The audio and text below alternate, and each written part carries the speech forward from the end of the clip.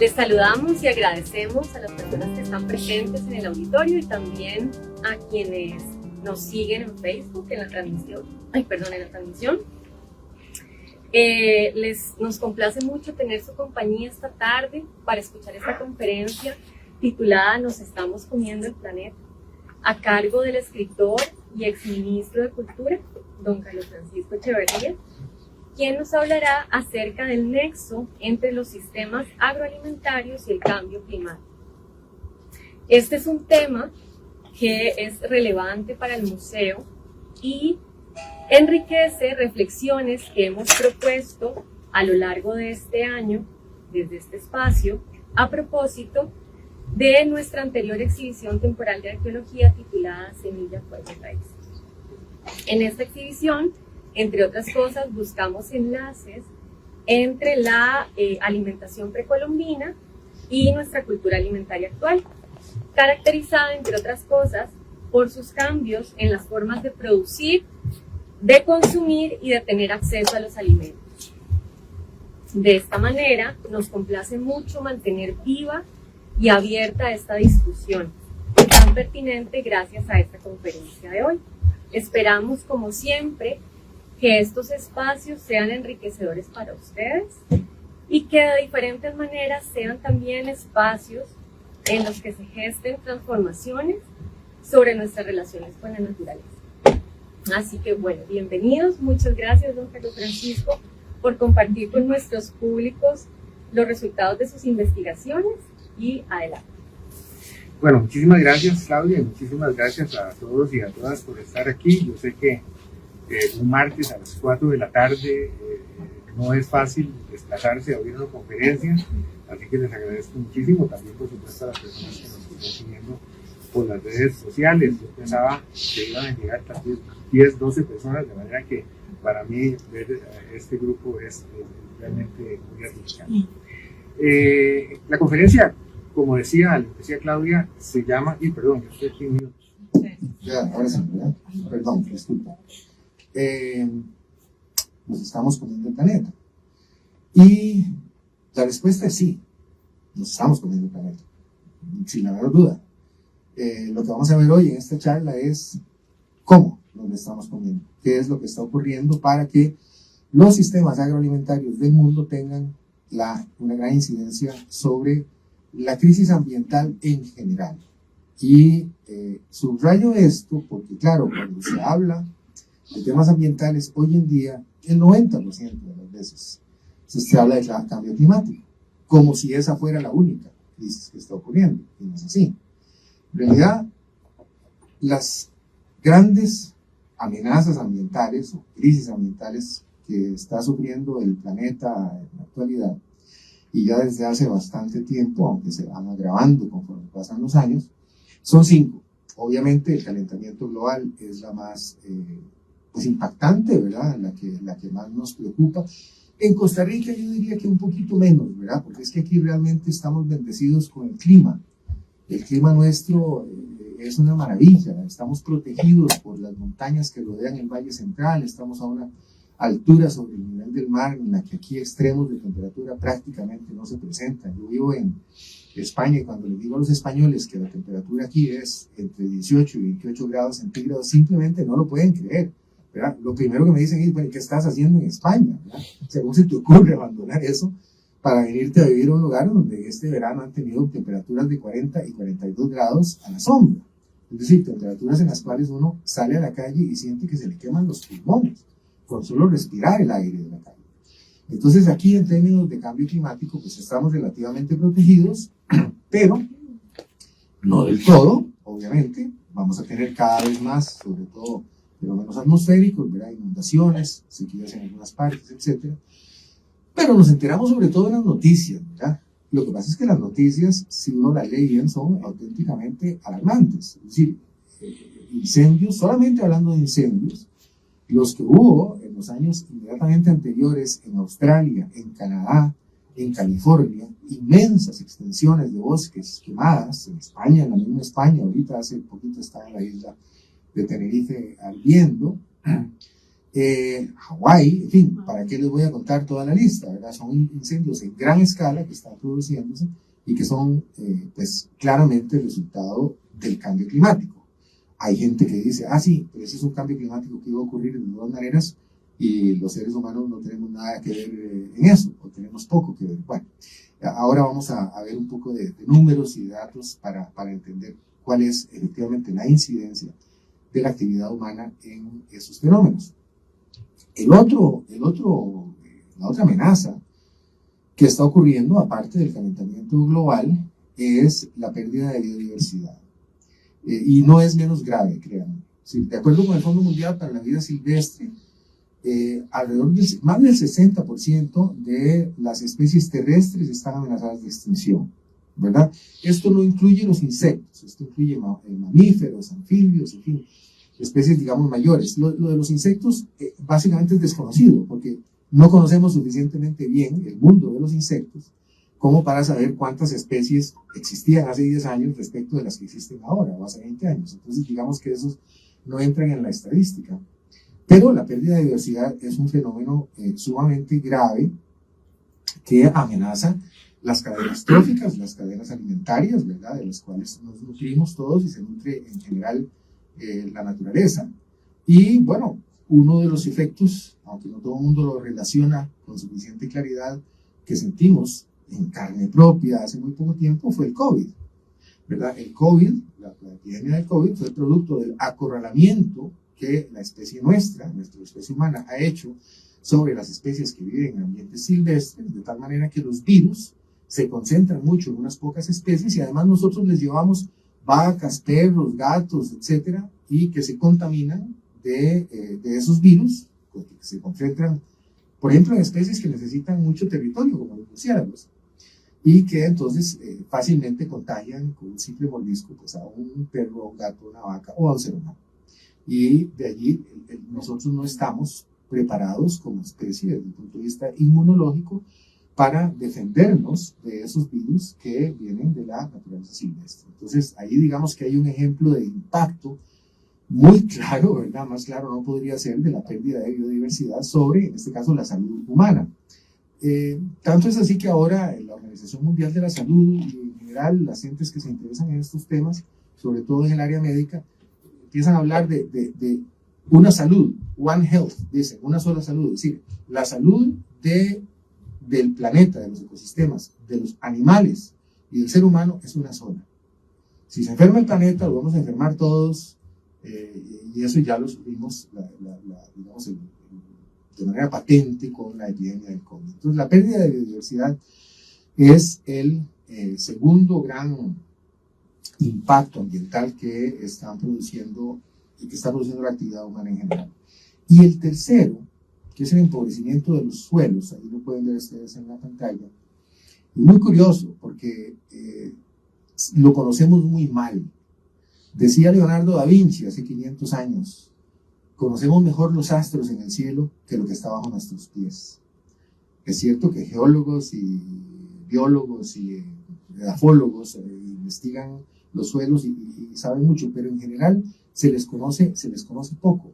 Y hay un fenómeno que pues todos vemos con muy buenos ojos porque nos ha dado de comer por 5.000 años, que es el arado, ¿verdad?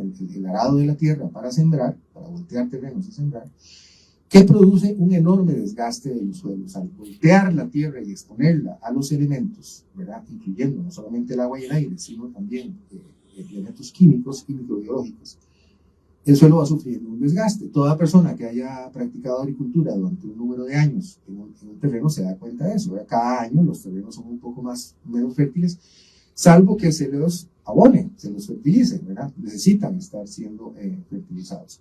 Y parte de la pérdida de biodiversidad de los suelos justamente son insectos. Bueno, insectos, hongos, bacterias, nemátodos, etcétera, que viven en el suelo. Y no sabemos cuánto de eso estamos perdiendo. No sabemos cuánto estamos perdiendo, pero hay un proceso que avanza en el planeta entero, del cual hay una convención de Naciones Unidas que le da seguimiento y hay informes científicos periódicamente, que es la desertificación. El proceso de desertificación afecta a grandes extensiones de tierras que antes eran agrícolas y en las cuales ya simplemente no se puede sembrar. muchas de ellas en África, en Asia del Sur, pero ciertamente también en América Latina, en México, en Guatemala. Aquí todavía, hemos andado cerca, pero no hemos llegado todavía a algo que pueda llamarse de certificación. Pero ese es un fenómeno gravísimo porque atenta directamente ya no solamente contra la biodiversidad como, qué sé yo, riqueza o patrimonio natural, sino con la posibilidad que tenemos de alimentarnos los seres humanos y con la calidad de nuestra alimentación, que ese es otro fenómeno que apenas se está estudiando. ¿Cuál es la relación entre la riqueza biológica de los suelos donde se siembra la comida y la calidad de esos alimentos? Porque ¿qué pasa? Claro, como cuando se aran por muchos años las tierras y les aplica, hoy en día lo que se aplica son fertilizantes nitrogenados, básicamente. Se aplica muchos, pero el gran volumen es nitrógeno. Uno puede hacer que una sandía, por poner un ejemplo muy claro, crezca mucho, ¿verdad?, a base de nitrógeno, porque el nitrógeno construye las proteínas, que son las que dan cuerpo a los seres vivos, pero la cantidad de otros elementos, vitaminas, minerales, micronutrientes en general que hay en una sandía sembrada en un suelo rico y una sandía que creció a base de fertilización con nitrógeno es completamente diferente. De nuevo son temas que es curioso, ¿verdad? Pero no es sino en los últimos, pues menos de 10 años en realidad, que estas cosas se vienen documentando y se vienen divulgando en las revistas científicas. Entonces, bueno, la pérdida, el empobrecimiento de los suelos tiene todos esos efectos sobre la salud del planeta y sobre la salud humana y la nutrición humana. Y luego el otro gran fenómeno es el de la degradación de los océanos. Yo uso deliberadamente un concepto tan amplio como el de degradación porque es que hay varias cosas, ¿verdad? Hay un proceso de acidificación de los océanos por contaminación que amenaza la supervivencia de las especies. Hay un fenómeno de calentamiento de las aguas oceánicas debido al calentamiento global, que también produce grandes trastornos y grandes mortandades en especies marinas. Ahora, amigos nuestros ahí en España nos escribían diciendo que a pesar de que hace un calor de 40 grados afuera, no les gusta meterse al mar, porque el mar está caliente. El Mediterráneo es una sopa, ¿verdad?, de lo caliente que está.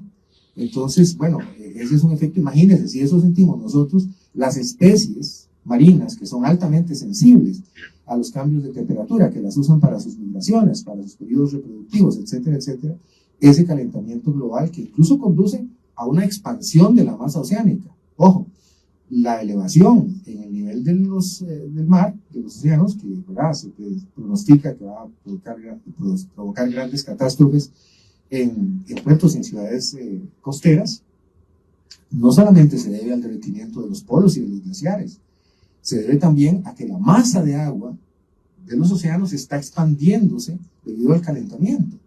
Entonces eso facilita, bueno, por una parte perjudica tremendamente a la biología marina, pero por otro lado facilita las inundaciones y todas estas cosas que vemos cada vez más ocurrir en las ciudades costeras. Y bueno, para no hablar de la contaminación por plásticos, de la cual todos somos culpables, ¿verdad?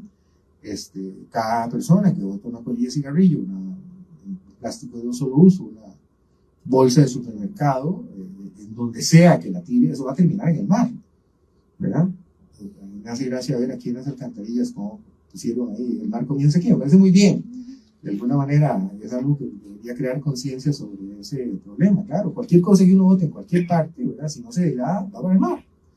De ahí que tengamos las 5 inmensas islas de plástico oceánicas, ¿verdad?, que se ven desde los satélites, desde las naves espaciales, desde los aviones también, por supuesto, que flotan en el océano y que, aparte de ser pues, algo muy vergonzoso, muy feo para la especie humana, están constantemente degradándose. Y por lo tanto provocando contaminación de las especies marinas, incluyendo las especies que nos conocemos. Seguramente ustedes han visto un meme que circula ahí, un chiste, una señora está en una pescadería y le da el pescado y dice, me da una bolsa de plástico, por favor, y le dice, viene dentro del pescado. Ya la bolsa de plástico viene dentro del pescado. O sea, es así, estamos comiendo plástico todos los días. Hay muestras de microplásticos en la sal de mesa prácticamente en todo el planeta. La sal que usamos normalmente, no la ve, pero ahí está.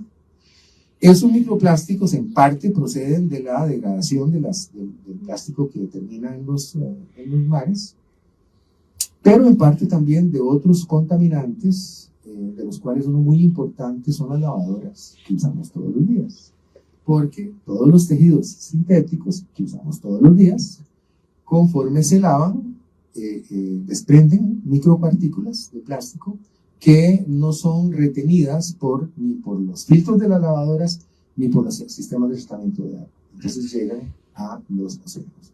Nadie sabe cuánto hay. Hay estimaciones, pero nadie sabe cuánto hay de microplásticos en el mar. Todo eso tiene que ver con los sistemas agroalimentarios. Una de las cosas que más usan plástico, por supuesto, es el empaque de alimentos, ¿verdad? Es una de las grandes fuentes de plásticos en un solo uso, de plásticos, en todo caso, que contaminan el mar. Y bueno, perdón, me tengo que devolver un momentico, porque siempre estoy dentro del tema de degradación de los océanos. Uno de los factores más potentes es la contaminación por agroquímicos, ¿verdad? Fíjense ustedes que la historia del nitrógeno es muy interesante, muy interesante. El nitrógeno se sintetiza desde principios del siglo XX a partir de la atmósfera, se sintetiza del aire. Hay equipos que captan nitrógeno del aire y lo convierten en amoníaco, en nitrato de amonio, y luego eso se convierte en el nitrógeno que se aplica como fertilizante. Eso es de tiempos entre la Primera y la Segunda Guerra Mundial, si no me equivoco. Y el nitrógeno también se ocupa o se utiliza para fabricar explosivos, el famoso TNT. No, ese no. Entonces tenía... No, el TNT no es el TNT. La N del TNT no es nitrógeno. Pero es un nitrógeno diferente a los explosivos. Ah, es diferente al de los explosivos. Ah, pues yo creía, he puesto ese ejemplo un montón de veces y hasta ahora alguien me corrige. Bueno, no sé, pero el es otro es con amoníaco y el otro es trinitro-tolueno. Ah, bueno, es que he dicho que tenemos a alguien que nos corrija en eso. En todo caso, sí, se usa para explosivos y hubo una gran demanda durante, obviamente, la Segunda Guerra Mundial, hubo una enorme demanda de nitrógeno. Entonces, los gobiernos de las potencias involucradas en la guerra, pues, encargaron y propiciaron, aumentaron la producción masiva de nitrógeno.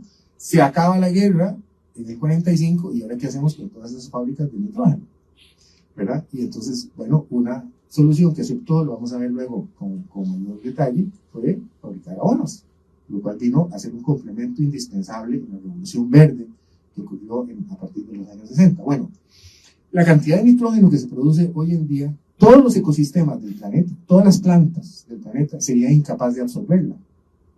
Se aplica, es muy barato, es subsidiado. Además, a los gobiernos les interesa mantener esa infraestructura porque eventualmente pueden necesitarla también para producir explosivos. El caso es que se produce muchísimo fertilizante nitrogenado y no lo pueden absorber los organismos vivos.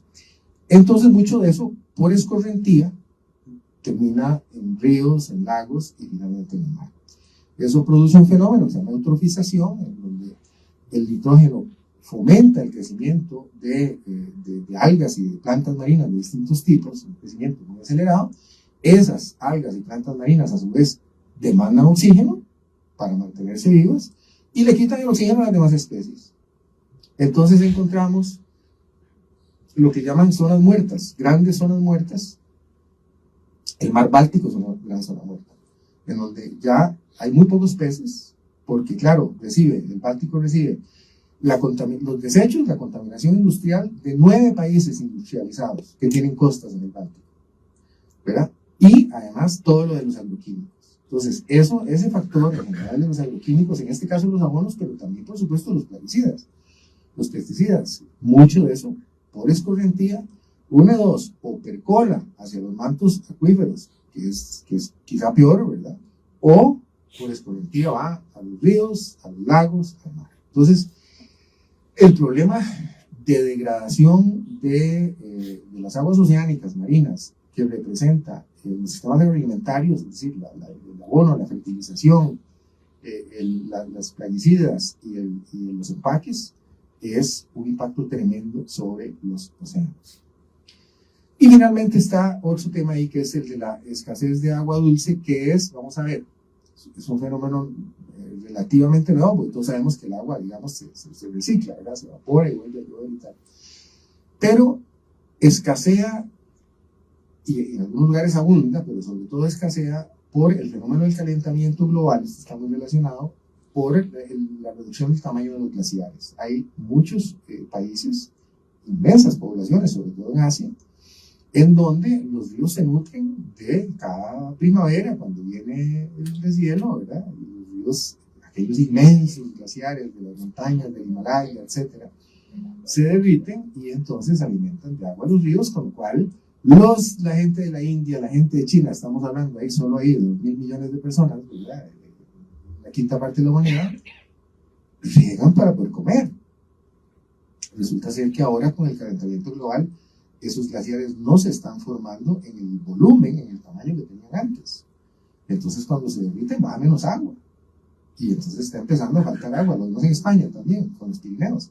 Ya en los Pirineos baja muy poca agua en los ríos. Y hay unos problemas tremendos de una agricultura que es altamente dependiente del riego, es una agricultura intensiva, y resulta que cada vez baja menos agua.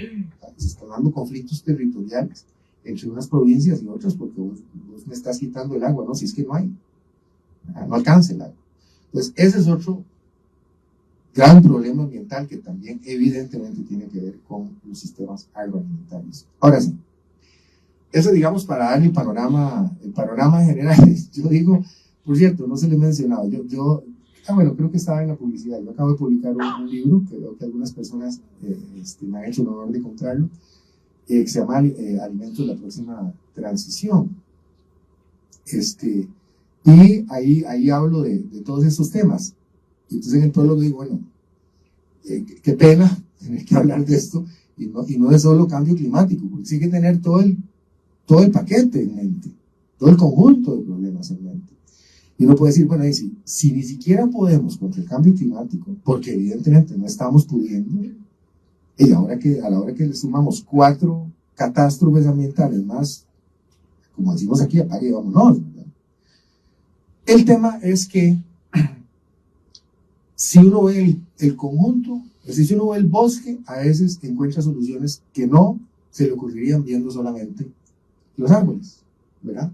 Entonces, tomar cierta distancia, cierta perspectiva sobre la crisis ambiental en general, incluyendo todos sus factores, nos permite pensar en soluciones nuevas, diferentes, que claro, requieren cambios muy radicales. No es que nos haga más fáciles las cosas, nos hace más fácil entenderlas y conseguir soluciones. ¿Ok? Pasemos entonces a ver estas cosas una por una. Aquí está un grafiquito ahí que nos describe el impacto de los sistemas agroalimentarios, aquí sí, concretamente sobre el calentamiento global. Aquí, de momento, no vamos a estar a hablar de biodiversidad, ni de los océanos, ni nada, es estrictamente calentamiento global. En una estimación que a mí me parece muy respetable, que ahí abajo dice Mónica Kripa y otros autores, publicada en una revista que se llama Nature Food, muy buena, que a su vez está basada en una investigación impresionante de dos investigadores británicos, Paul y Nemetschek. Investigaron algo así como, no me acuerdo, 19.000 fincas en los 5 continentes, tomando estadísticas y datos y tal y cual, una base de datos verdaderamente monstruosa. Mónica Kripa, sobre esas bases, estima que del total de las emisiones de gases de efecto invernadero, ¿ya?, que son las que provocan el calentamiento global, como todo el mundo sabe, el efecto invernadero se ocurre cuando nosotros emitimos CO2, metano, óxido nitroso, básicamente, y algunos otros gases que se acumulan en la atmósfera y no dejan que el calor del sol se devuelva y se disperse, sino que se produce como un invernadero, ¿verdad? Se produce una concentración de calor sobre la superficie terrestre, en general la atmósfera. Entonces, bueno, todo el mundo habla de que eso es culpa de los combustibles fósiles.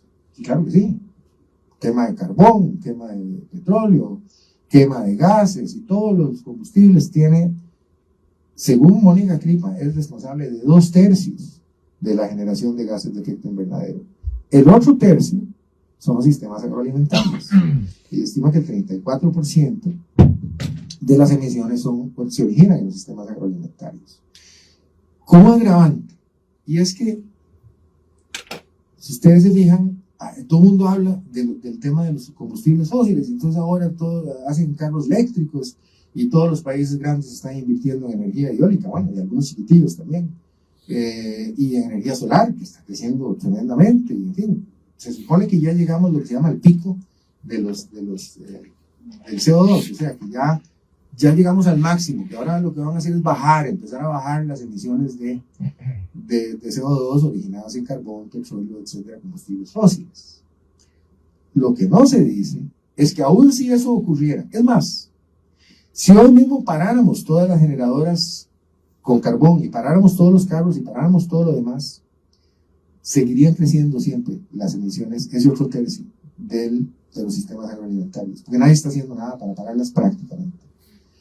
Con lo cual, la famosa meta que se impusieron en el Acuerdo de París, en la Conferencia de París en el 2015, presidida por nuestra compatriota Cristiana Figueres, que es un gran logro internacional, y que se propuso tomar medidas para que la temperatura promedio del planeta no subiera más allá de 1,5 grados por encima de la era preindustrial. En el peor de los casos, dicen menos de 2 grados.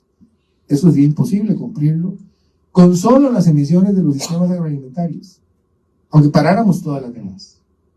Entonces, por eso es que el librito mío tiene un subtítulo que dice Alimentos, la próxima transición, porque lo que estoy planteando es que, ok, la transición energética va para adelante, bueno, energía solar, eólica, carros eléctricos, todo lo que me cuenten. Pero hace falta una otra transición, que es la transición alimentaria, porque si no, igual nos vamos a cocinar de aquí a 20 años, ¿verdad? La meta del Acuerdo de París es al 2050. Entonces es muy importante realmente prestar atención a esto. Por eso fue que me metí 2 años a investigar y escribir ese libro. ¿De dónde se originan esas emisiones? Y perdonen que el gráfico esté en inglés, es que estas cosas las publican en inglés y es muy difícil, ¿verdad? Con medios limitados, digamos, pasarlas y traducirlas. En el librito hay una versión, digamos, simplificada de esto en español, pero yo creo que ahí se entiende bien. La columna de la izquierda representa todas las emisiones en el año 2015, es cuando se hizo esa medición. Y el 34% que dice abajo food es alimentos y non-food, 66% es todos los demás, combustibles fósiles, etcétera, etcétera, ¿verdad? ¿Cómo se descomponen las emisiones que se originan en los sistemas agroalimentarios? Esa es la columna de la derecha. Y si ustedes ven abajo, una parte como marrón, dice land use, 32% de las emisiones alimentarias. Cambio en el uso de los suelos. Qué raro, ¿verdad? Es como que no suena. Uno ha oído hablar del metano, de las vacas y todo eso. Pero cambio en el uso de los suelos, ¿y por qué produce semejante impacto? 1/3 de ese tercio de las emisiones de los sistemas agroalimentarios. Y es muy interesante.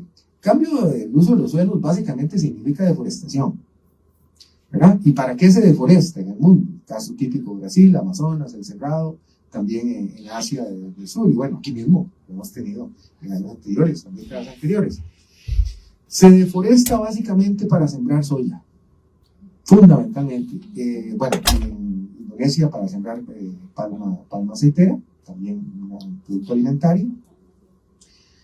Y esa soya va para alimentar fundamentalmente pollos, cerdos, reses y salmones, y camarones hasta cierto punto. O sea, es para alimentar animales, no para alimentarnos nosotros directamente. ¿Ok?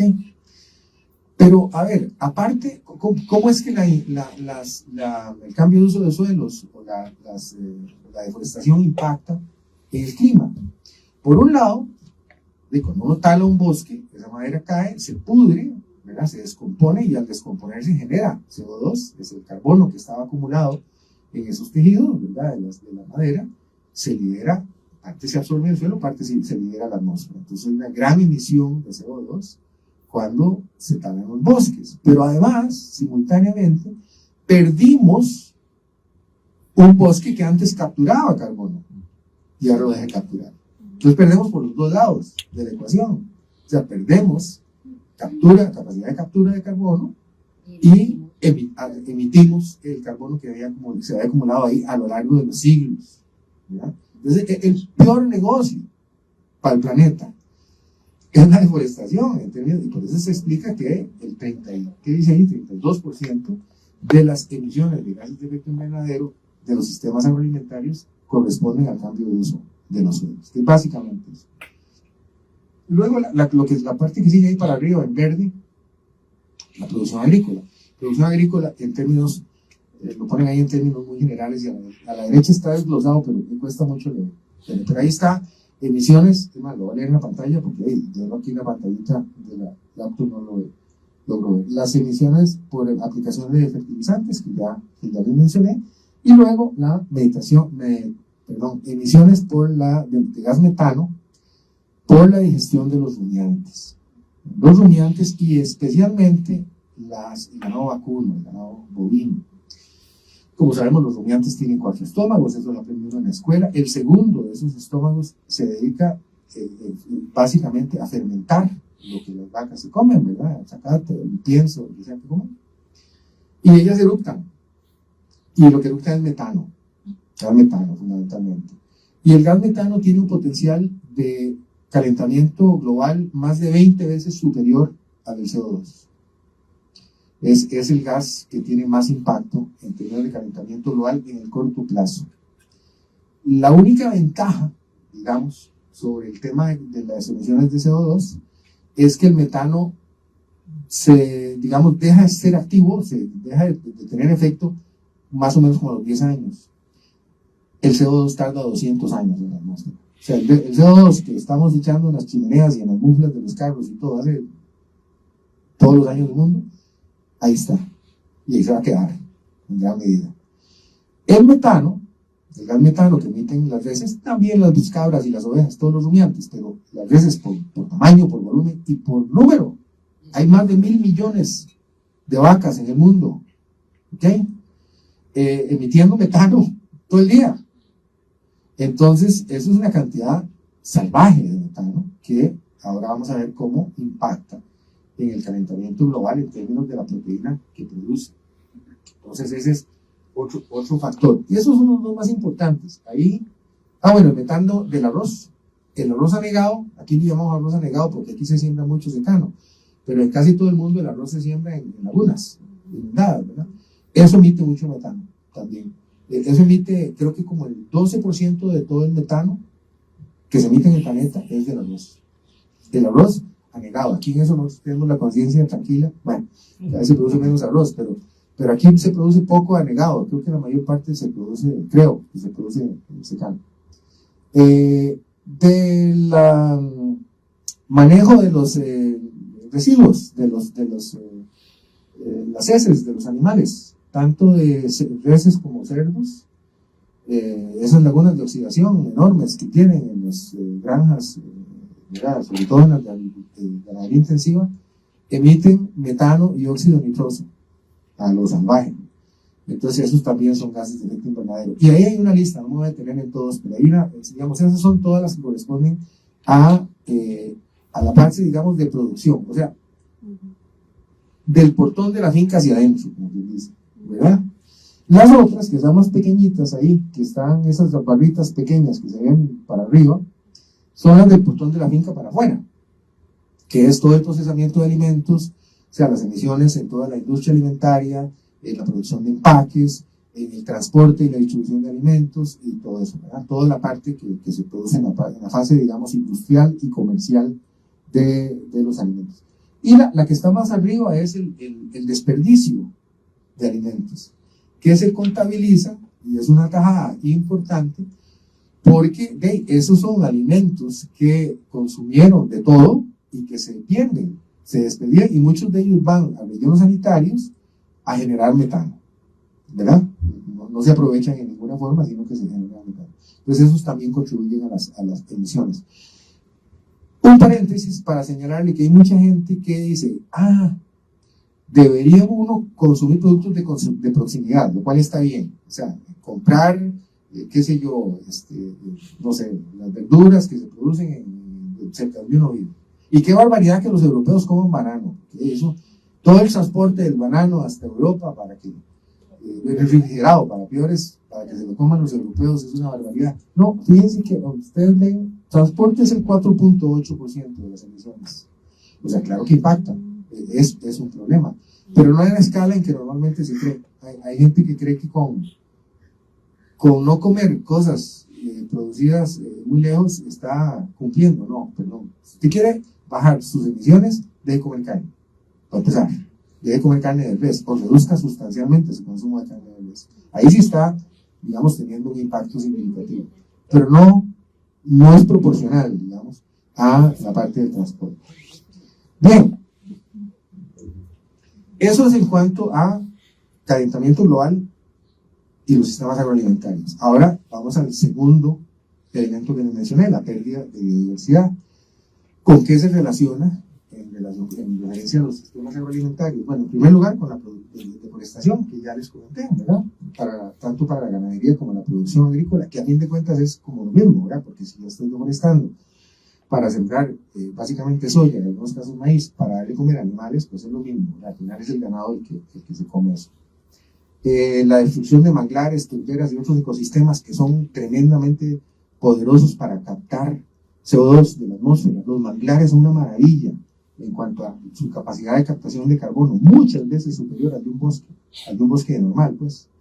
Y ahí los destruimos, esos ecosistemas, manglares y turberas, y perdemos, digamos, mecanismos de captura de carbono que son naturales y muy importantes.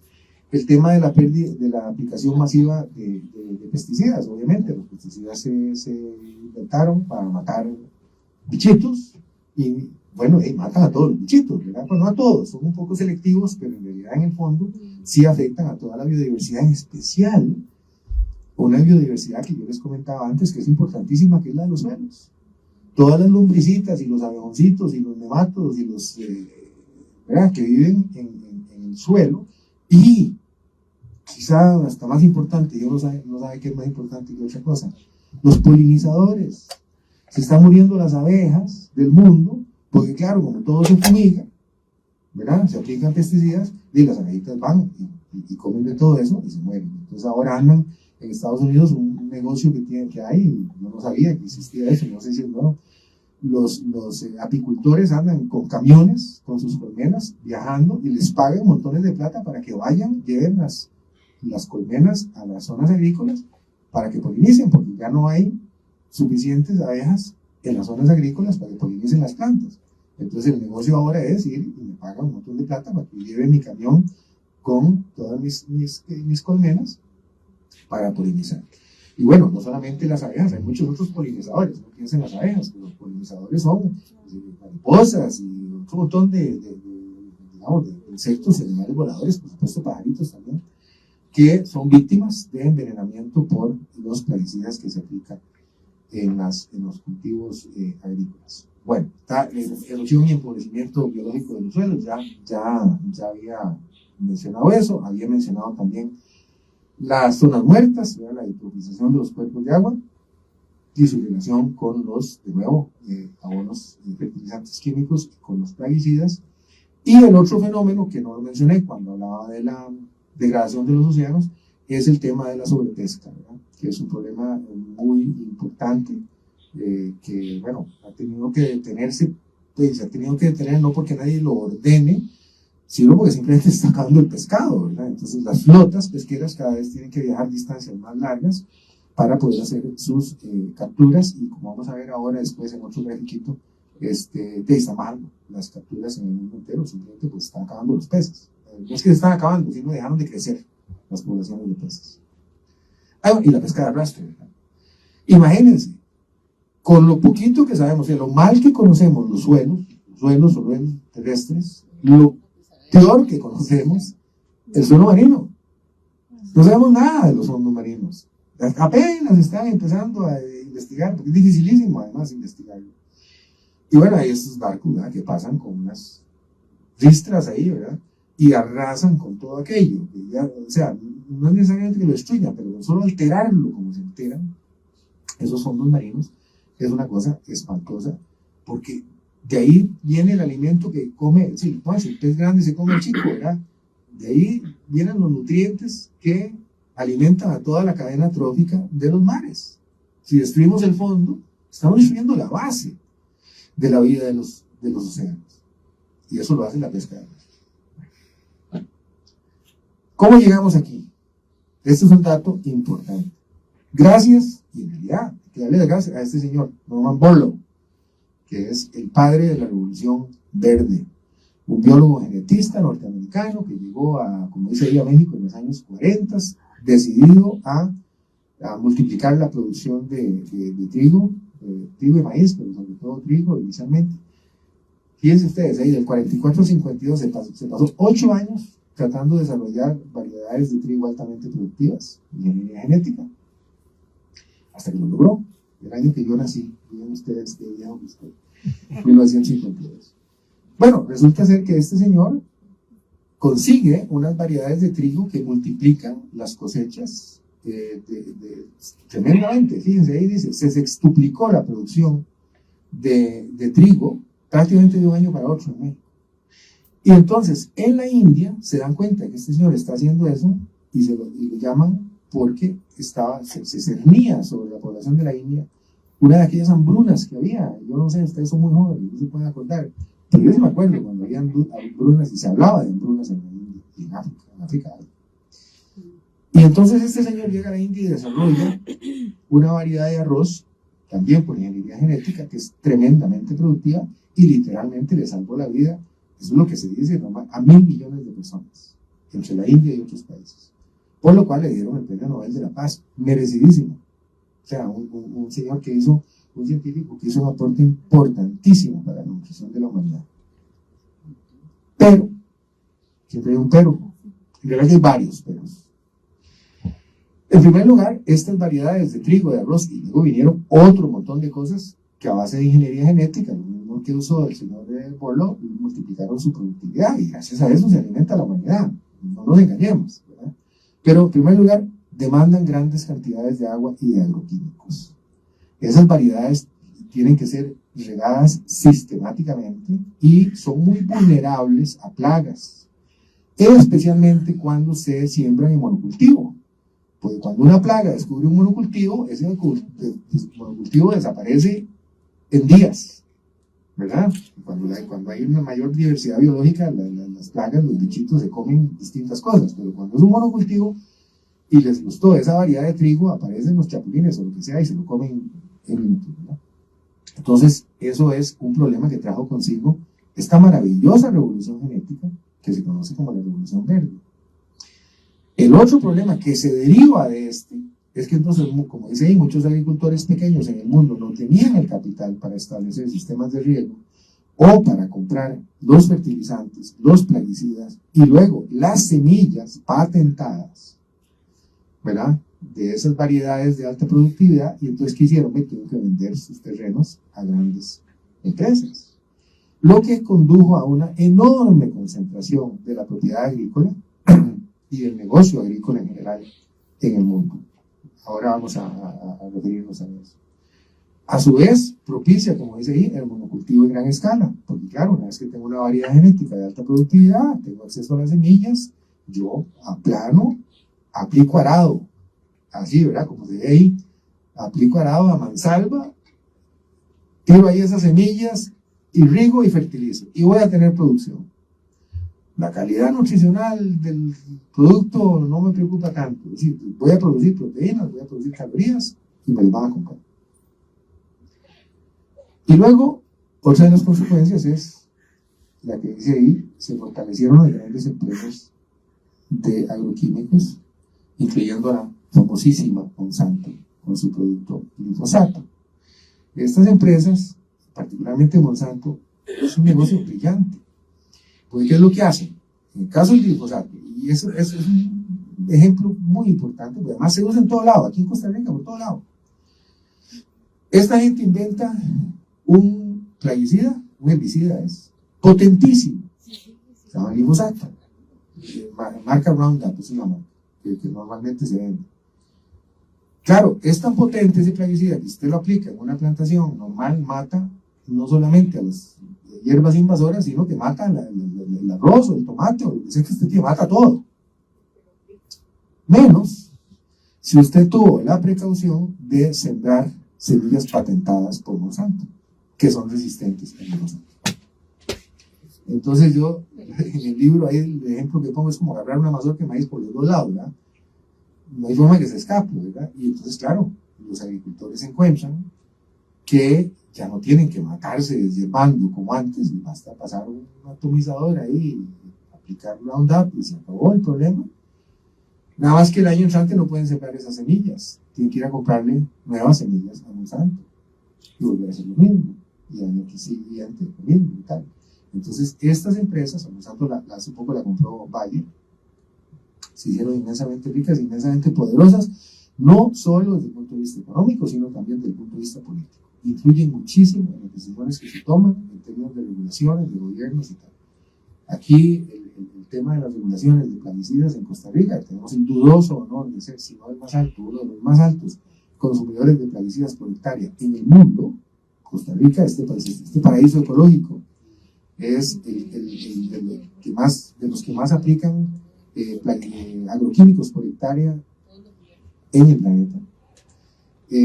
Bueno, eso ha conducido a el enriquecimiento de estas empresas y a un fenómeno que es muy conocido, que es el famoso ABCD, un grupo de empresas que les dicen las ABCD, porque ahí están abajo los nombres. Archer Daniels Midland, que es la A, Bunge, que es la B, Cargill, y Louis Dreyfus. Entonces son ABCD. Y dominan alrededor del 90% del comercio mundial de granos entre esas cuatro empresas, ¿verdad? Entonces, todo el tema del comercio, no la producción, del comercio mundial de granos. Entonces, el poder de mercado que tienen esas compañías y la capacidad para manipular precios y capitalizar sus actividades es enorme. Entonces, bueno, maravilloso lo que hizo don Norman Borlaug, le dio de comer a miles de millones de personas, pero estamos pagando una factura altísima en términos ambientales por la revolución verde. Hay que hacer una nueva revolución verde para corregir las cosas. Ok, ¿y qué tan eficiente es eso? Porque uno dice, bueno, pero es que entonces esta es una agricultura eficientísima, los sistemas agroalimentarios que tenemos son muy eficientes para alimentar a tanta gente. Ese grafiquito ahí nos señala o nos describe cómo se usa la tierra cultivable en el mundo y qué es lo que produce, en términos muy generales, por supuesto. Entonces ahí tenemos arriba que dice, del total de lo que se llama tierra agrícola o tierra cultivable en el mundo, el 77% se usa en ganadería. Y el 23%, menos de la cuarta parte, se usa para cultivar cosas que nos comemos directamente los seres humanos. O sea, usamos el 77% de la tierra cultivable del mundo para alimentar animales y el 23% para alimentarnos nosotros. Claro que nosotros nos comemos a los animales, pero vamos a decir, estamos usando un intermediario ahí, ¿verdad? Muy costoso. Y abajo vemos cuánto nos dan de calorías y de proteínas esas porciones de tierra. Entonces vemos que de las calorías, de todas las calorías que consumimos los seres humanos, que es lo que nos da energía, el 18% viene de la ganadería. O sea que del 77% de la tierra lo que obtenemos en calorías es el 18%. Y el 82% viene de las plantas, de alimentos a base de plantas, a pesar de que la tierra que usamos para eso es solamente el 23%. ¿Verdad? Y abajo vemos en términos de proteínas, porque la gente dice, no, bueno, es que, o sea, criamos animales no por las calorías las podemos del arroz y los frijoles y el pan. Criamos animales por la proteína. Bueno, resulta ser que el 63% de las proteínas que consume la especie humana vienen de las plantas, directamente, sin pasar por un animal. Vienen de los legumbres, los benditos frijoles, lentejas, garbanzos, y también de los cereales, el trigo, todos tienen proteínas, hasta las frutas tienen proteínas, en menor proporción. Y el 37% de las proteínas del mundo vienen de ese casi 80% de la tierra que le dedicamos a la ganadería. Entonces, o sea, estamos haciendo un negocio pésimo con la tierra, pésimo. Si logramos reducir el área dedicada a ganadería y ampliamos el área agrícola, y por lo tanto eso implica una modificación de los hábitos alimentarios, y vamos a poder obtener las calorías y las proteínas que necesitamos con un costo ambiental mucho menor. Porque ¿cuál es ese costo ambiental? Aquí vamos a una información clave. Ese gráfico nos dice cuántos kilos de gases de efecto invernadero calculados como CO2 equivalente, que es traducir todo, metano, óxido nitroso y todo eso, ponerlo como si fuera CO2. ¿Cuántos kilos se produce de gases de efecto invernadero por cada 100 gramos de proteínas? ¿Ok? Por cada 100 gramos es una de esas de McDonald's, ¿no? Más o menos, ¿no? Como una, ¿cuánto pesará una tortilla esa de McDonald's Hay un cuarto de carne molida? Ah, no, claro, el cuarto de libra es más cara, yo digo la proletaria. Sí, por si acaso, 150 gramos. Bueno, para producir eso, digamos para producir 100 gramos, para hacer un número comparable. La columna, la barra de arriba, nos indica cuántos kilos de CO2 produce la carne bovina, ¿verdad? O sea, la carne, digamos, de ganado vacuno, que son casi 50 kilos de CO2 equivalente para producir 100 gramos, o sea, 0.1 kilo de proteínas. Emitimos 50 kilos de gases de efecto invernadero. Vean ustedes, en el segundo lugar están las carne de cordero, que es rumiante, pero son animales mucho más chiquiticos. Y además hay menos. Pero bueno, eso no importa cuántos sean, no interviene en esta estadística. El tema es que son animales mucho más pequeñitos. Y ahí fíjense que para producir 100 gramos de proteína se emiten como 20 kilos. Es mucho menos de la mitad de las emisiones de la vaca, o sea, del ganado vacuno. Luego siguen de tercero, ahí no se ve bien, son los camarones, pero los camarones de acuicultura, porque son voraces. Bueno, los camarones son carnívoros y comen barbaridades. Entonces, para alimentarlos, tragan muchísima soya, y esa soya viene de la selva, o de la Amazonía, o del cerrado de Brasil, o lo que sea, y todas esas emisiones cuentan. Entran en la contabilidad, ¿verdad? Entonces, si uno ve un camaroncito muy chiquitico y muy inocente, pero jamás son tremendos generadores de gases de efecto invernadero. Después sigue la carne de vaca, pero de vaca lechera. Y uno diría, bueno, un momentico, ¿por qué es la misma carne? Es la vaca, ¿verdad? ¿Por qué la carne de vaca lechera emite 16.87 kilos por cada 100 gramos de proteína? Si también es una vaca, y muy sencillo, ¿verdad? Porque estas vacas lecheras producen proteína a lo largo de todas sus vidas, en la forma de leche, de quesos y de todos sus derivados. Entonces, a la hora de, en el ciclo de vida, medir, ¿verdad? Las emisiones, hay que dividirlas entre todo ese montón de proteínas que produjeron a lo largo de la vida. En cambio, el ganado de engorde nada más nos da proteínas al final de su vida. De ahí que la carne, digamos, de ganado vacuno se le asignan emisiones muchísimo más bajas que a las de ganado de engorde. Bueno, ahí sí para abajo, el queso, la leche, la carne de cerdo, fíjense que la carne de cerdo solo 7.61 kilos, es mucho menos, produce mucho menos emisiones que la de res. Luego viene el pescado de acuicultura, el pollo, 5.7. Digo, no es que sean insignificantes, pero son emisiones muchísimo más bajas que la de la carne de res. Y después ya vienen cosas que más bien son muy eficientes desde el punto de vista de emisiones versus generación de proteínas, que son los huevos, los granos, incluye eso, por supuesto, legumbres, los frijoles de soya, lo ponen aparte como una categoría del tofu, las nueces molidas tipo maní, marañón, esas que hacen en mantequilla maní, esas cosas.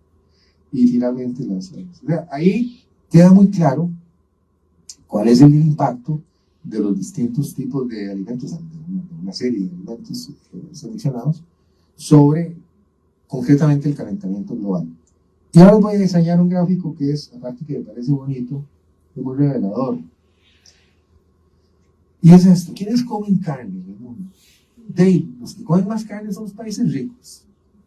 En Estados Unidos, Australia, Nueva Zelanda, un país que no es rico, pero que es muy carnívoro, Argentina, tienen consumos superiores a 100 kilos per cápita por año de carne de vacuno.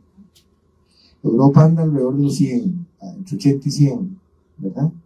Y, ojo, no es solamente la gente que vive ahí, la gente que vive en países del tercer mundo, pero que vive como si fueran gringos o europeos, que come dieta, ¿verdad? Come lo que comen los gringos y comen los europeos, ¿sí? ¿Verdad? Y además usan carros. Bueno, yo me quedo asombrado aquí cada vez que veo más 4x4 aquellos inmensos, ¿verdad? Como si vivieran en la sabana americana. En las ciudades europeas la gente usa carros chiquitos, no debe parquearlos, y las calles son muy angostas y tal, pero aquí les encanta más carrototes, ¿no? Bueno, el caso es que el resultado de todo eso es que el 10% más rico de la humanidad, ¿verdad? Genera el 49% de las emisiones de gases de efecto invernadero, ¿verdad? Entonces, a mí me parece que ese es un dato importante. Y el 50% más pobre de la humanidad, que es lo que está en verde oscuro abajo, todos juntos suman el 10% de las emisiones, ¿verdad? Las responsabilidades están aquí, me parece muy claramente señaladas. ¿Qué pasa en los mares? La pregunta es si nos estamos comiendo los océanos, además de comernos la tierra. Muy interesante, vean ese gráfico. La parte como amarillita de abajo son las capturas, o sea, la pesca oceánica, ¿verdad? Y vean como a partir de más o menos como de 1990 se aplana. Y se aplana porque se agotaron las reservas, ¿sí? Porque dejaron de crecer las poblaciones de peces en el mar por sobrepesca, por acidificación, por contaminación, por todo eso. Entonces ha crecido enormemente las otras dos columnas de arriba, que son acuicultura se dice en español.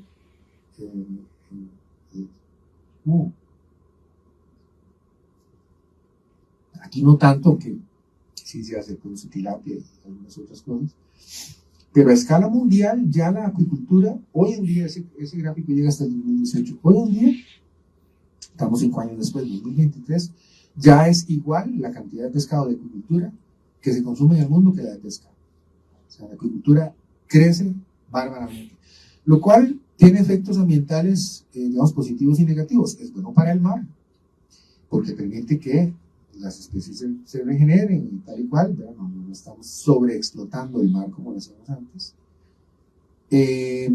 Algunas especies como el camarón y el salmón son tremendamente impactantes desde el punto de vista ambiental, porque son peces carnívoras, consumen grandes cantidades, no solo de soya, sino de otros peces, la harina de pescado. Hay un pescadito que se llama la anchoveta peruana, que por volumen se supone que es de los más altos de capturas en el mundo, y prácticamente todos se lo comen los salmones. Y, por cierto, los salmones y los camarones, ¿quién come salmón y quién come camarón? El 10% más rico, dichoso. El 10% más rico. Eso no es comida de pobres, ¿verdad? El salmón y los camarones es ese 10% más rico. Y entonces todo eso entra en estadística, ¿verdad? No solamente los pelitones comen salmón y camarones, esos son emisiones de gases de efecto invernadero. Entonces, bueno, eso es lo que está pasando básicamente en la pesca. Ahora, ¿qué hacemos? ¿Verdad? ¿Qué hacemos? Ya viendo todo el panorama. Yo planteo aquí 3 grandes, así, macro soluciones. Hay 8.000, pero digamos desde una perspectiva macro, me parece que estas son muy importantes. En términos de agricultura, la agricultura regenerativa, espero que ustedes puedan más o menos leer, ¿sí, verdad? ¿Cómo leen los de atrás? El lavacito, ¿se lee bien eso? Sí. ¿Qué es agricultura regenerativa? Es un término que ustedes van a oír hablar muy a menudo en el futuro. Lo fundamental es que es un tipo de agricultura que se basa en la restauración biológica de los suelos, es decir, devolverle la vida a los suelos a los que se las hemos quitado a base de arado, de exposición a los elementos, a base de plaguicidas, a base de agroquímicos en general. Entonces la agricultura regenerativa, mediante abonos, mediante cultivos de cobertura, mediante rotaciones de cultivos, una cantidad de técnicas, procura que el suelo vuelva a tener vida, como ese suelo negro que vemos ahí en la imagen, ¿verdad? A mí me duele a veces.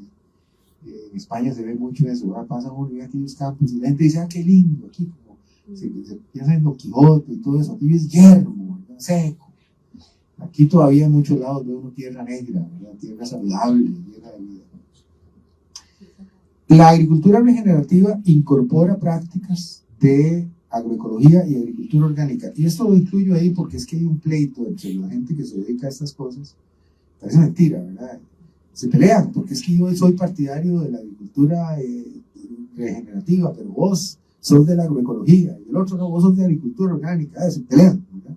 Es la misma cosa, al final de cuentas. O sea, lo que se busca es lo mismo, son distintas abordajes, distintas técnicas. Algunas cosas incluyen más elementos de tipo cultural o social, otras menos, pero al final de cuentas, y yo creo que el término que se va a terminar imponiendo es agricultura regenerativa. No se utiliza el arado, o se hace arado mínimo, o sea, con arado muy superficial, apenas para crear surcos y remover un poquito el suelo, pero no se hace arado labrantío como se ha hecho tradicionalmente. No se usan agroquímicos, o se usan, pero en una medida muy pequeña. Se usan muchísimo más controles biológicos, ¿verdad? Fundamentalmente. La misma biodiversidad es un control biológico. Por lo que les decía, cuando hay diversidad de plantas y de especies en un terreno, si aparecen unos chapulines, van a comer de todo, no van a comerse el producto, ¿verdad? Entonces, la variedad de oferta, por decirlo así, hace que las plagas sean más controladas y avancen más lentamente y le dan tiempo de reaccionar a la agricultura, ¿verdad? Bueno, lo que les decía, combina cosechas de producción y cosechas de cobertura y fijación de nutrientes, especialmente las legumbres. Se siembran frijoles, ¿verdad? Otras legumbres, frijoles, garbanzos. Hay algunas que se siembran únicamente por la capacidad que tienen de fijar nitrógeno en el suelo, porque las legumbres captan nitrógeno del aire y lo entierran, enriquecen el suelo con nitrógeno. Entonces son tierras que se selectivizan de esa manera. Incorpora los aportes de animales, no son elegante decirlo, ¿verdad? Tanto silvestres como domesticados. Captura carbono, ojo, porque sí, los suelos regenerados capturan carbono, pues son suelos vivos, pero hay gente que anda diciendo que con solo hacer regenerar los suelos se revierte el cambio climático. Eso es una fantasía descabellada, de ninguna manera es así, y es una cosa que está muy medida, que se ha estudiado precisamente porque como corre tanto ese rumor, una gente de la Universidad de Oxford, una organización muy seria que se llama TABLE, han hecho una investigación muy a fondo y tienen demostrado que no, claro que sí, hay regeneración de suelos, hay captura de carbono, hay acumulación de carbono por cierto plazo. Se acumula carbono en un suelo con agricultura regenerativa por 10, 12 años, depende de cómo estuviera ese suelo antes, pero después se satura de carbono y ya no hay más captura. Y no solamente, porque es que entonces, claro, se han matriculado en lo de la agricultura regenerativa todas esas, las ABCD, las grandes, ¿verdad? Porque dicen, no, y los ganaderos, JBS, enorme de los Estados Unidos, empresa más grande productora de carne del mundo, todos están matriculados en agricultura regenerativa, porque dicen, no, pero perdón, si es que el problema no es la carne, no, porque no es que el ganado fertiliza el suelo, y el suelo se enriquece y captura carbono, entonces no hay problema que las vaquitas anden ahí eructando el día entero. Cuentazo, ¿verdad? Es decir, eso a la hora de medirlo, de poner en números, es absolutamente ilusorio, ¿verdad? Sí hay algo, pero jamás compensa la agricultura regenerativa, la captura de carbono, jamás compensa las emisiones que produce la ganadería, en particular la ganadería bovina. Una buena relación consumo-producto. ¿Qué quiere decir esto? Bueno, sí, normalmente una finca regenerativa no tiene la producción por volumen que tiene una finca de que la fertilizan, simplemente echan las semillas, la llenan de nitrógeno, la riegan y salen unas grandes zanahorias ahí, ¿verdad? Que no saben a nada y que son pobrísimas en nutrientes, pero salen zanahorias enormes, ¿vale? Precioso. La gente ve en la feria del agricultor y dice, qué belleza de zanahoria.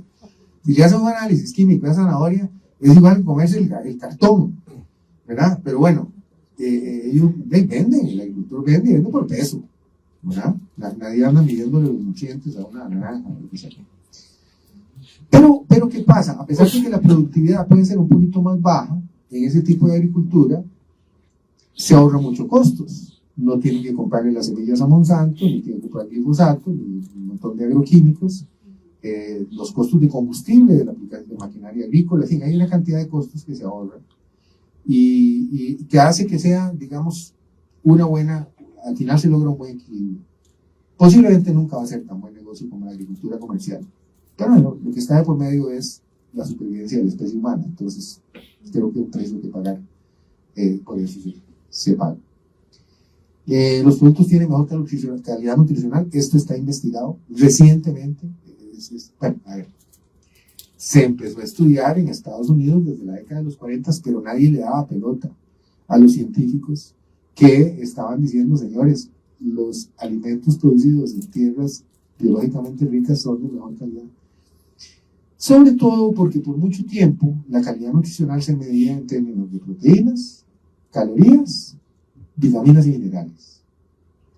Más recientemente, los médicos, por su lado, han descubierto la enorme importancia para la salud humana de otra cantidad de fitoquímicos, que son los polifenoles, los antioxidantes, una cantidad de cosas que se encuentran en cantidades mínimas en las verduras, en los alimentos en general, pero que son indispensables para mantener la salud, entre otras cosas, para mantener la salud de la microbiota, que seguramente ustedes ya han oído hablar de la microbiota, que es clave el equilibrio de la microbiota para la salud humana, y muchos de los problemas que tenemos ahora de celiaquía, de alergias, de intolerancias alimentarias y tal y cual se deben al empobrecimiento de la microbiota.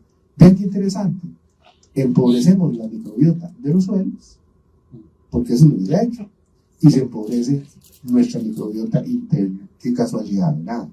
¿Quién hubiera pensado? O sea, son cosas de sentido común. Si empobrecemos la microbiota de los suelos en los cuales sembramos la comida, pues nuestra microbiota también se va a empobrecer, ¿verdad? Bien, tenemos un montón de problemas por eso. Y luego si se está difundiendo rápidamente. Agricultura regenerativa, aquí es una cosa muy incipiente, hay fincas de agricultura regenerativa, pero cada vez más vamos a ir hablando, si es que nos salvamos de esto, ¿verdad? Vamos a oír hablar mucho de agricultura regenerativa. La otra cosa es, tenemos hora y media, ¿verdad? O sea, es hora y media total, ok. El tema de las áreas protegidas marinas. Porque lo maravilloso de los mares, a pesar de todo lo que les hacemos, de contaminarlos con agroquímicos, de llenarlos de plásticos, de pesca de arrastre, todo lo que ustedes quieran, tienen una capacidad de regeneración, las especies marinas, asombrosa. De allí que sea tan importante un acuerdo internacional que se alcanzó hace pocas semanas para proteger porciones significativas de las, digamos, en general de los ecosistemas, pero incluyendo los océanos. Hay un científico catalán, pero que, bueno, bien, trabaja en California, Enric Sala, es probablemente el principal experto del mundo en biología marina en relación con temas alimentarios. Hicieron una investigación enorme, ahí dice, o sea, a partir del análisis de 1.338 poblaciones de peces, Enric Sala y sus colegas han calculado que aumentar en un 5% el área oceánica incluida en las áreas marinas protegidas, que se llama AMP, incrementaría un 20% de las poblaciones pesqueras. Es un magnífico negocio. Por lo que se llama el efecto de rebalse. O sea, si no se protege un área marina, ahí se multiplican, los peces les encanta multiplicarse, y eso rebalsa hacia el resto de los mares, del océano. Entonces, ya ellos tienen identificadas las áreas claves en el mundo que hay que proteger. No sé si la isla del Coco será uno de ellos, pero no me sorprendería. Son lugares de reproducción de especies marinas que si no las protegen, pueden recuperar en una gran medida volumen, dimensiones las especies marinas, y puede ser que volvamos a aumentar las capturas pesqueras. Mira, hay gente que se pone a eso, que dice, no, hay que dejar el mar quedito, no hay que volver a pescar nunca, no hay que comer pescado.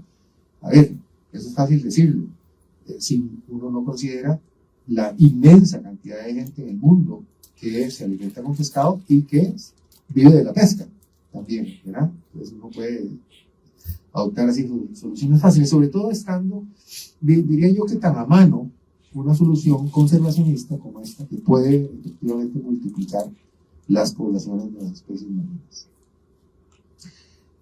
Bueno, aquí tal vez no voy a entrar demasiado en detalle, porque además se nos acaba el tiempo, y esto, digamos que era para otra presentación, pero no quise quitarlo de todo. la acuicultura. El potencial de la acuicultura es para crecer todavía mucho más, y sobre todo en África. África, en donde se sufre tanto de pobreza, de hambre, de desnutrición,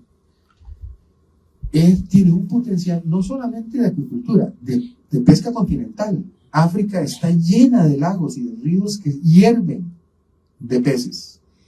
Lo que pasa es que no han tenido la tecnología, la organización, etcétera, etcétera, para aprovechar bien esa riqueza. La aprovechan, pero África podría ser una potencia mundial, puede llegar a ser una potencia mundial alimentaria si ellos logran realmente manejar bien su riqueza acuícola de agua dulce, principalmente de agua dulce. ¿Okay? Ahí, bueno, hay datos que creo que va a quedar grabado esto, y bueno, queda grabada, y si alguien tiene curiosidad pues, de ver esas cosas más en detalle, pues simplemente pone la grabación y congela la imagen, y ahí está esa información. Vamos al corolario de este asunto. ¿Qué hacemos nosotros? ¿Qué nos toca como consumidores? Ahí cito una investigación muy interesante que hizo ese señor Walter Willett, un nutricionista inglés de mucho prestigio, sobre las distintas dietas y cuál sería su impacto, en este caso, principalmente sobre calentamiento global, sobre cambio climático, pero también sobre las demás, es extensible, digamos, a las demás crisis ambientales, ¿verdad? Pérdida de biodiversidad, acidificación del océano, etc. Ahí están las dietas clasificadas. Obviamente la número 1 es la vegana. Yo estoy hablando en términos de salud, ¿eh? Me lavo las manos. En términos de impacto ambiental, sin duda alguna la dieta vegana es la que tiene menos impacto ambiental. Es una dieta en la que simplemente no se consumen productos de origen animal. Yo en particular no la recomiendo, ya es una consideración personal. Me parece que hay que tener, digamos, precauciones muy importantes desde el punto de vista de la salud personal si uno adopta una dieta estrictamente vegana. Es que no se puede hacer, hay mucha gente que lo hace y vive muy bien, pero hay que saber ser vegano. No puede uno de la noche a la mañana salir con eso. Luego está la dieta vegetariana tradicional, que sí incluye algunas cosas de origen animal, a pesar del nombre, sobre todo huevos y lácteos. Antes había gente que hablaba de dieta ovo-lacto-vegetariana, que me parece nombre complicadísimo. Pero bueno, en fin, es una dieta que incluso hay vegetarianos que comen ocasionalmente algo de carne de pescado, pero en proporciones pequeñas. La tercera es la flexitariana, dice ahí, que dice que no más de una porción de carne por semana. Ya ahí yo empiezo a pensarlo un poquito más, pero bueno, esa es la tercera. Luego hay una dieta que se llama saludable, que es básicamente la que recomiendan las políticas oficiales, esas que publican, ¿verdad? Siempre los ministerios de salud. Vea, lo más saludable es que hace una pirámide. Y entonces la que está en la cúpula de la pirámide, usted debería comer muy poquito de eso. Entonces ahí están la carne, y el azúcar, y qué sé yo, pan, no sé qué. Y luego va bajando a las cosas que uno debería comer más, que son las que están en la base de la pirámide, que son los clásicos: cereales, legumbres, verduras, frutas, etcétera, ¿no? Entonces, bueno, el promedio de esas recomendaciones es lo que ahí se consideró como dieta saludable. Hay una que es muy curiosa, que se llama la justa y frugal, que es que hay gente en el mundo, para toda gente, que dice, bueno, yo no como más de 2.800 calorías diarias, porque eso es lo que alcanza, eso es lo que come el promedio de la humanidad. El total de calorías que se producen en el mundo, el consumo promedio por persona es de 2.800 diarias. Era el promedio, incluyendo desde la gente que pobrecita está pasando hambre en Asia del Sur o en África, hasta lo que comen los norteamericanos y los suecos. ¿Ya? El promedio de esos son 2.800 calorías diarias. Hay gente que dice, yo voy a comer 2.800 porque esa es la dieta justa y frugal. Luego viene la pescetariana, que es la de vegetariana más pescado, ¿verdad? Y luego hay una que llaman carnívora climática, ya esa está, ¿verdad? Que sustituye el 75%, pero ojo, el 75% de la carne roja por otro tipo de carne. Es decir, si el consumo de carne roja, de carne de res, de carne vacuna, se redujera en un 75% del mundo, bueno, en gran medida tenemos el problema bastante resuelto de las emisiones de metano, ¿verdad? Entonces, digamos que no es despreciable. Y luego está la dieta mediterránea, es una maravilla, que, digo, muy sabrosa, pues, que bueno, todo el mundo sabe, ¿verdad? Que es una dieta sobre todo variadísima. O sea, lo esencial de la dieta mediterránea, perdón, es que es una dieta que incluye de base siempre un cereal, sea trigo, arroz, u otros, pescado y mariscos, una gran cantidad de verduras, frutas, vino y aceite de oliva. Es la mediterránea. Entonces, bueno, ese es el orden. Ahora, un detalle interesante, que lo dice el mismo señor Willett, es que la diferencia de impacto ambiental, de impacto en sostenibilidad, de la dieta 1 a la 3 no es muy grande, ni de la 3 a la 5. O sea que tampoco es una cosa, ¿verdad? Los 10 mandamientos, la religión, no es una cosa así escrita en piedra, sino que no hay diferencias como tan grandes. Obviamente lo deseable es mantenerse ojalá en la parte superior de esa lista, pero incluso, digamos, la dieta mediterránea es una dieta sostenible en criterio de estas personas y de casi todos los expertos, ¿verdad? La dieta mediterránea que está ahí en el sótano es considerada en términos generales una dieta sostenible, bien entendida, ¿verdad? Porque si la dieta mediterránea, hay gallegos que dicen que ellos comen la dieta mediterránea. No, perdón, ellos están en el Cantábrico, en el Océano, es cierto que comen mucho pescado, pero comen carne a lo loco, y no son mediterráneos. Mediterráneos son los valencianos y los andaluces, son otros, ¿verdad? Entonces, pues, esa es la dieta mediterránea. Y bueno, con eso terminamos. Gracias.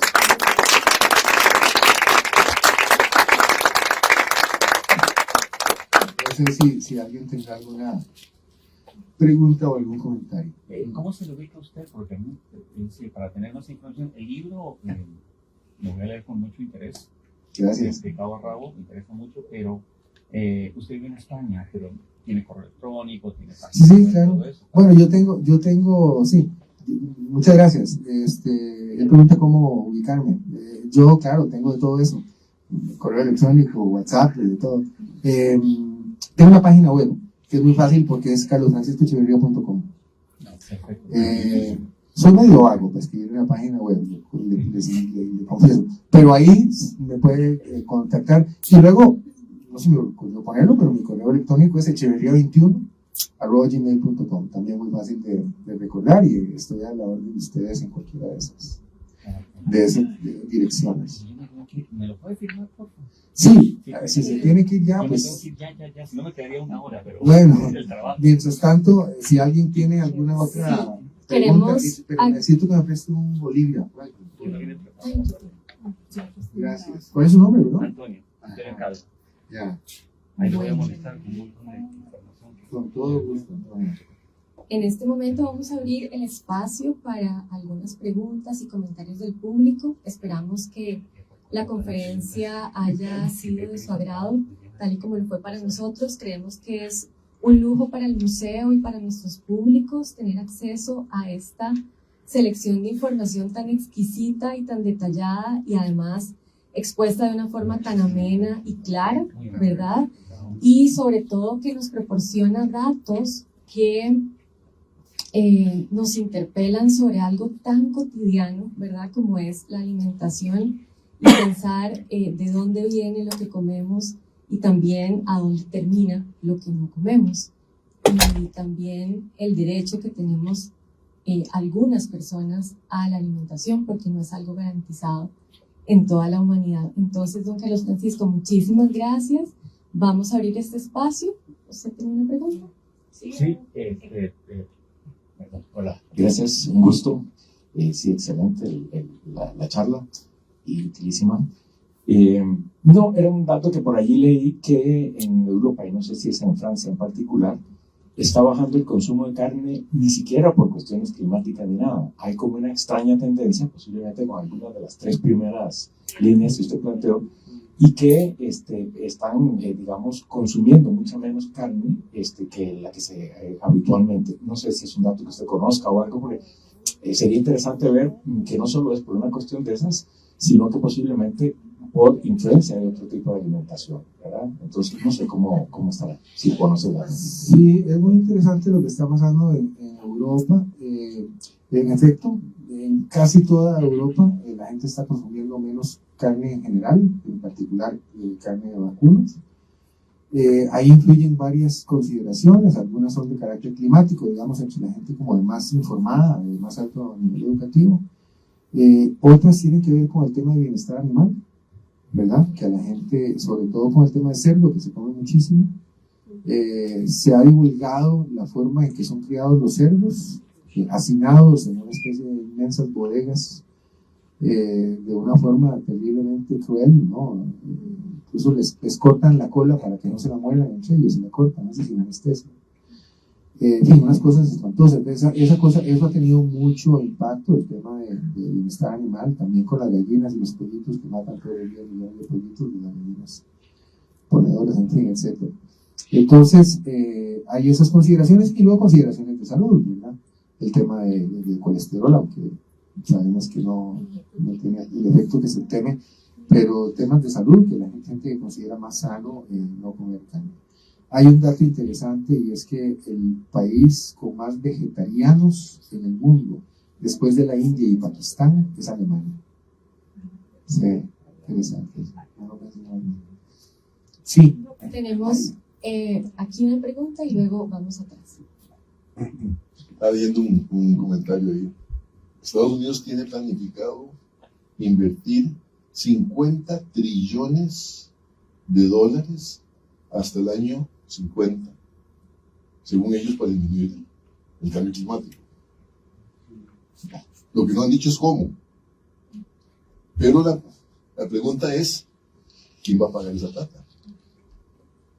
O sea, ellos dicen, sí está bien, les damos presupuesto, hay que sacarlo de alguien tiene que pagar esa plata.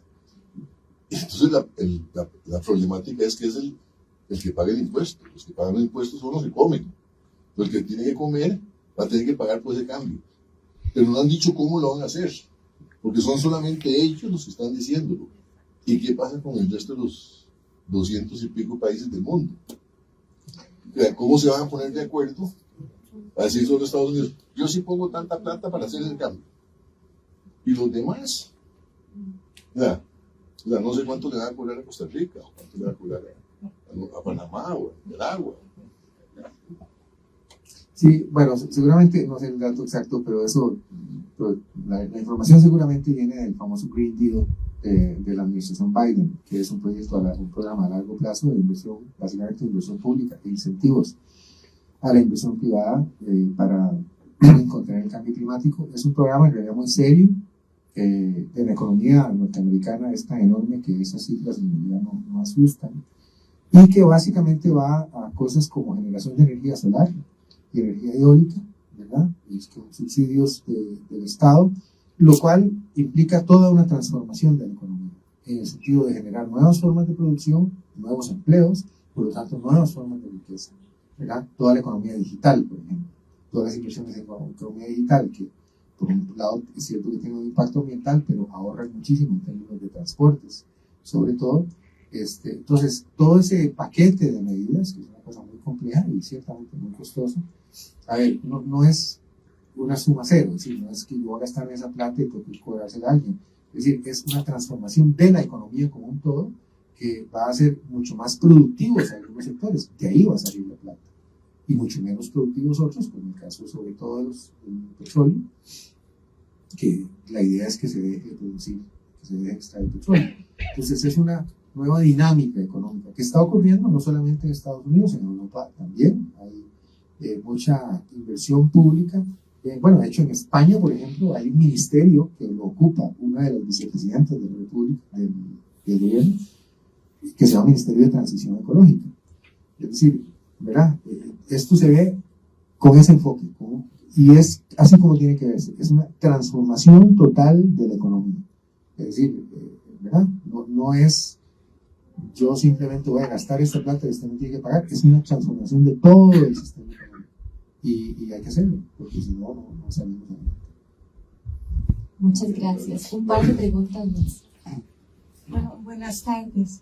Yo quería consultarle si como cada cuánto regresa usted a Costa Rica, porque si ha visto grandes diferencias, si hay mucha tala de árboles, mucha contaminación, se vende como una imagen muy verde, pero al final sí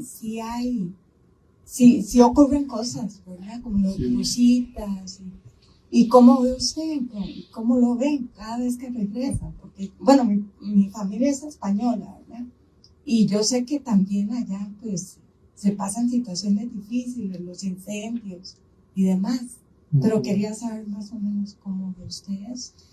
Sí, bueno, yo vengo una vez al año por esta época y claro, uno siempre ve cambios, cosas que ya vienen de atrás, ¿verdad? Una cosa que se ve es la tremenda concentración del ingreso que se va ayudando en este país. Y ahora nos pueden Santana y pues, cada vez hay más carrotes de esos. Ahora, por dicha son muchos eléctricos, ¿verdad? Cuesta un ojo de la cara. Pero... Ahora, el tema ambiental de Costa Rica, a ver, ya no es la deforestación. Costa Rica logró revertir ese proceso, ¿verdad? Con todo el tema de pago por servicios ambientales, y en fin, ya no es tanto eso. Yo creo que los problemas ambientales grandes de Costa Rica son definitivamente el uso de agroquímicos, ¿verdad? Esa vergonzosa estadística de estar entre los primeros lugares del mundo en agroquímicos por hectárea, y el tema de aguas hervidas, ¿verdad? Todo el tema del alcantarillado y tratamiento de aguas y eso, que es un problema ya no solamente ambiental, sino de salud humana. Eso es una cosa en la cual el país está muy atrasado, a pesar de la inversión que se está haciendo en el acueducto metropolitano y tal, pero sí, gran parte del país vive con pozos sépticos y con cosas que son muy dañinas para las aguas subterráneas, que son un tesoro que hay que proteger a todo precio, porque conforme vaya escaseando el agua superficial, el agua subterránea va a aumentar en importancia, y si la estamos contaminando, esa enorme riqueza que tenemos aquí, los acuíferos, Barba, Colima, todo eso, y la echamos a perder, sí, una tristeza. Y yo veo más que nada en eso, bueno, pues no, y por supuesto el tema del transporte público, o sea, toda esa saturación vial que tenemos aquí, eso de que aquí es normal pasarse una hora en una presa, hora y media, eso no es normal, no sé, sí entiendo que algunas ciudades asiáticas, y yo no sé dónde más, pero, o sea, eso es una barbaridad. No solamente en términos de calidad de vida, de pérdida de tiempo y de contaminación ambiental, de costo, ¿verdad? Y todo eso se solucionaría con un sistema de transporte público decente, que no tenemos. Entonces yo señalaría, digamos así, por lo pronto, esos tres grandes problemas, ¿verdad? El tema del transporte público, falta de transporte público, el tema de contaminación de las aguas subterráneas, y el tema de agroquímicos. Muchas gracias. Buenas tardes, muchas gracias, don Francisco Moyameno. Bueno, es como comentario también que nos regala su opinión. Como usted apunta, hay problemas estructurales que los arrastramos desde hace rato, a nivel político. Decisiones que no se han tomado, que se han dejado por conveniencia política a través de 40, 50 años, si bien se han hecho logros en el tema de conservación, pero eso fue una cara de la moneda. La otra cara de la moneda nos ha llevado a la catástrofe que tenemos actualmente a nivel de funcionalidad del Estado, y también a abrir esa brecha, no solamente acá, sino también a nivel global, que es un hecho, como usted lo menciona, lo cual nos pone en un escenario muy difícil para poder hacer transformaciones sociales y transformaciones que nos hagan amigables con el ambiente, y eventualmente podamos lograr una accesibilidad a procesos de transformación en agricultura, de sostenibilidad, de energía, la parte urbana, que hay mayor concentración en el mundo hacia las ciudades, y los manejos energéticos. Y desgraciadamente ese 10% viene acaparando también los negocios y las vías de transformación, porque la pandemia fue un hecho contundente que al final de cuentas nos viene a dar el tema de financiamiento verde para transformarnos y ser sostenibles, pero tenemos que pagarles esa plaza a los países ricos. Entonces aquí viene el burro amarrado con tigres sueltos, 3 tigres sueltos. Por poner los asiáticos, ¿verdad? Ponemos los otros. Entonces, hay una cuestión también cultural que nos tiene sujetos, porque hay una dependencia mental, social, de consumo, que no la vamos a poder transformar ni en 10 ni en 20 años. Yo creo que vamos a llegar al 2050, ¿verdad? Con un déficit de esa transformación. Y entonces aquí la pregunta, aparte de este comentario, es cuánto tiempo o qué o cuál es el catalizador que nos puede hacer cambiar como sociedad, y no solamente en Costa Rica, sino a nivel global, por más pataleos que hagamos, porque llevamos más de 50 años, como usted decía, desde los 60 también vienen los discursos y de los 40 vienen estudios de cambio climático y de otras cosas, y no cambiamos. Entonces es una condición sumamente difícil y los cambios, si bien los aplaudimos y trabajamos por ello, yo creo que de alguna manera la realidad es cruda, ¿verdad? Y tenemos aspectos de tenencia de tierra, de distribución de riqueza, en fin, un panorama que no quiero ser con todo esto negativo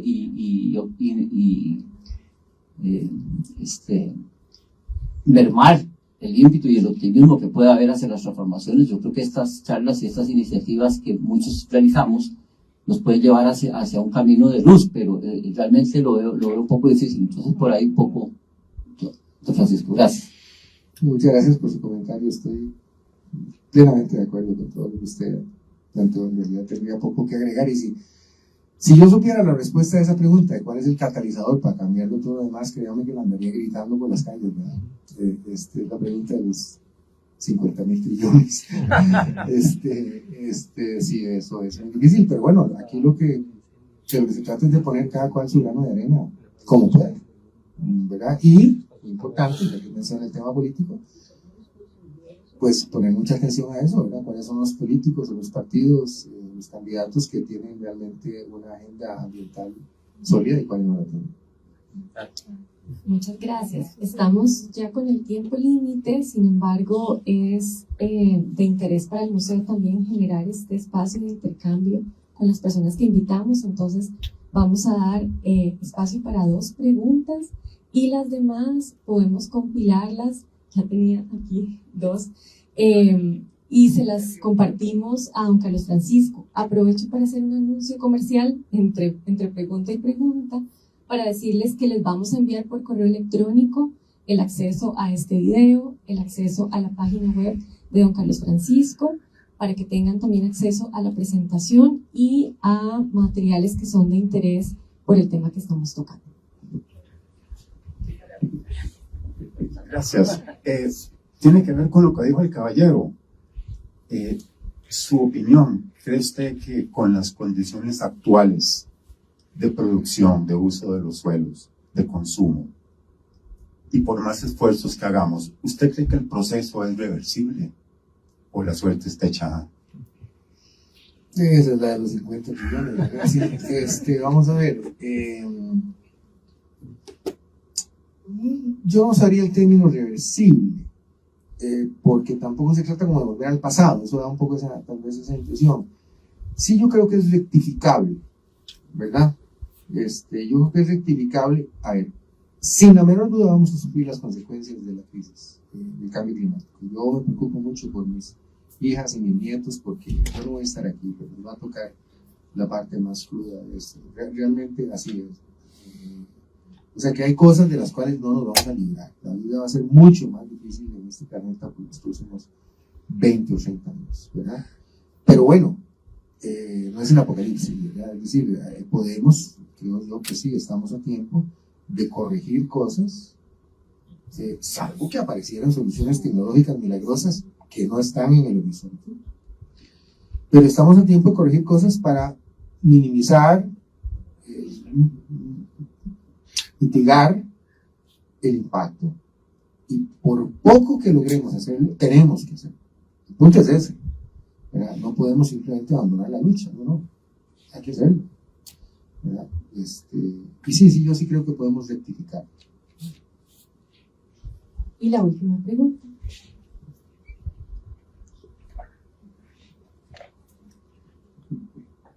Don Carlos, primero agradecerle profundamente por esta charla tan importante y bueno, que en un momento adecuado para toda la humanidad, no solo para la gente de Costa Rica.